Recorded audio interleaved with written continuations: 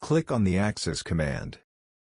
Click a point on the origin point to place the first axis. Enter the value as 600 in the Axis toolbar. For the second axis, click the Axis offset icon on the toolbar. For the third axis, enter the value of 420 in the Axis toolbar. Click the Axis offset icon on the toolbar. Enter the value 190 in the Axis toolbar. For the fourth axis, click the Axis offset icon on the toolbar.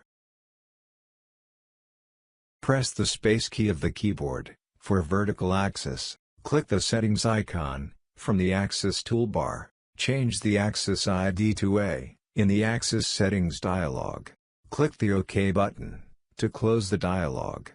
Click on a point to place the first axis. For the second axis, enter the value of 300 in the Axis toolbar.